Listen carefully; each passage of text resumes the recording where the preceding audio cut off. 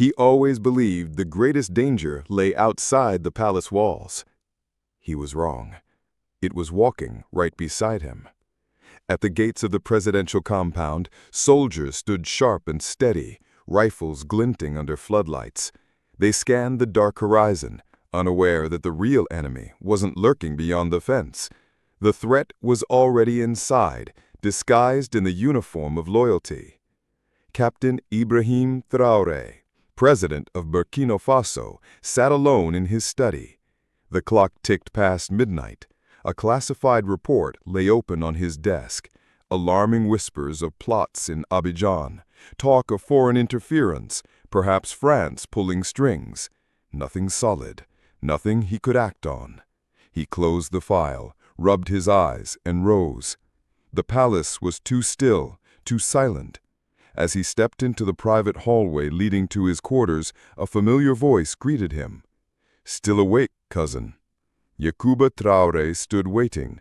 His posture was relaxed, his expression unreadable. "Didn't think you were on duty," Ibrahim said.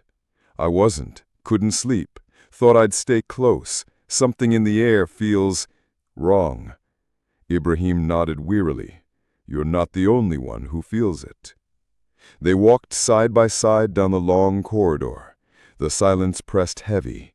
The usual background noise, guards chatting, aides shuffling papers, distant radios, was gone. Even the cameras overhead were dark, officially under maintenance. Ibrahim didn't know that was a lie. Beneath Yacouba's jacket, hidden in a stitched lining, rested a silenced pistol. It had been handed to him 2 months earlier in Abidjan. That night, French operatives in polished suits and diplomatic smiles had taken him aside. "We know everything about you," they told him. "Do this one thing, and you and your family will live well. Refuse, and your sister dies." Yacouba hadn't said yes, but he hadn't said no. He had taken the weapon. Now, each step toward Ibrahim's quarters felt like a march into betrayal. This was his cousin, his commander, the man he had survived firefights with, the man who had shielded him in ambushes. And yet, here was the window. No cameras, no witnesses. 1 second, 1 shot. As they reached the door, Yacouba's hand drifted inside his jacket. "You all right?" Ibrahim asked. Yacouba froze, eyes locking with his cousin's. Something flickered there. Hesitation, fear, or guilt. "Just tired," he muttered, but his hand stayed close to the gun. Ibrahim turned slightly, and then he noticed it, the faint shift in stance, the sudden intensity in Yacouba's gaze, the precise dip of his hand under the jacket.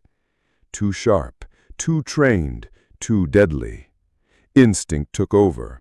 Ibrahim seized his cousin's wrist just as the pistol cleared the fabric. The weapon clattered across the marble floor. Yacouba lunged, but Ibrahim was quicker. He kicked the gun further down the corridor, drew his own sidearm, and leveled it straight at Yacouba's chest. For a long second, neither moved. Only the hum of the ceiling fan broke the silence. Yacouba raised his hand slowly. His voice shook. "Listen to me." "What are you doing?" Ibrahim's voice was cold steel. "I had no choice," Yacouba whispered. Sweat rolled down his face. "They have my sister." Ibrahim's eyes narrowed. "Who?" Yacouba lowered his gaze. "If I talk, they'll kill her. They'll kill us both." The betrayal was exposed, but Ibrahim also understood. This wasn't only family treachery. It was something bigger. "You ate at my table," Ibrahim said. "I called you my brother." "I know," Yacouba breathed. His eyes closed, and the memory returned. His sister tied to a chair, her muffled sobs behind the French voice promising death if he failed. "I thought I could delay it, warn you at the last second, but they're already inside. I'm not the only one." "How many?" Ibrahim demanded. "3 more. Kitchen, communications, and one of your drivers." The weight of those words struck hard. Ibrahim's own circle corrupted. "How did they find you?" Yacouba exhaled. Abidjan. I was intercepted. They knew everything, my rank, my past, where my sister studied. They told me, you're dangerous, that if you break their hold on Africa, France will lose everything. They said you're a threat they can't ignore. Ibrahim didn't flinch. He pressed a hidden signal on his watch. Within moments, 4 guards stormed in, rifles ready. Take him, alive, no harm. Tomorrow, I'll hear more. Yakuba didn't resist. Their eyes met one last time before he was led into the shadows. Alone, Ibrahim leaned against the door, breathing hard. His hands trembled, not from fear, but from rage. This wasn't an assassination attempt. It was a message. They hadn't tried to kill him with bombs or snipers. They had sent family. Because death wasn't the goal. Breaking him was.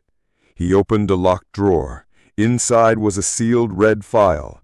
Operation Serpent. One name stood out. General Laurent Brissac, retired French intelligence. The man pulling strings across West Africa. This isn't espionage, Ibrahim muttered. It's invasion. He called Colonel Tapsoba, head of intelligence. They've breached the palace, he said. You want a sweep? No, I want every file ripped open, every call traced. No one sleeps. This is war. Across the border, in a villa near Abidjan, General Brissac received a message. The attempt failed. He knows. Brissac lit a cigar, calm and steady. So he's still alive. Then we break him another way. At dawn, Ibrahim gathered his advisors. We can't trust anyone, he said. My own cousin tried to kill me. Gasps rippled around the table. Security sweeps were already underway, but Ibrahim shook his head. It's not enough. They've embedded themselves too deep. His foreign affairs advisor leaned in. This is more than an attack on you. It's an assault on our sovereignty. Exactly, Ibrahim said.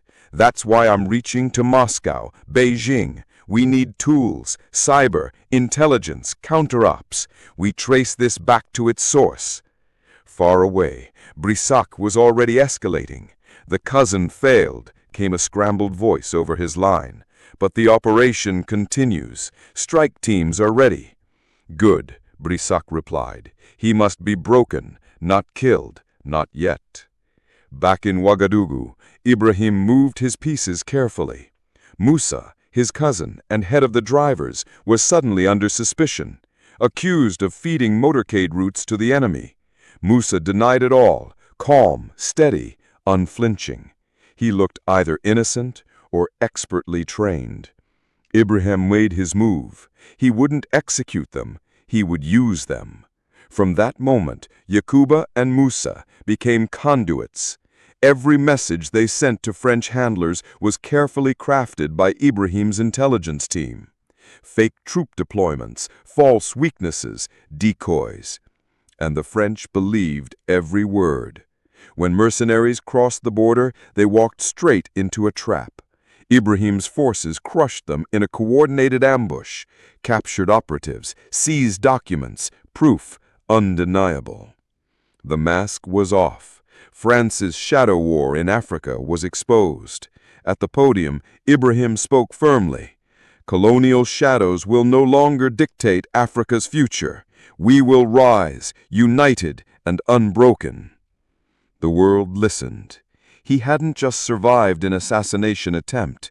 He had turned betrayal into strategy, exposed the strings of empire, and shown one truth. Africa will not kneel, not now, not ever again. If this story inspires you, then don't forget to like, share, and subscribe, and drop a comment telling us where you're watching from. Thanks for watching.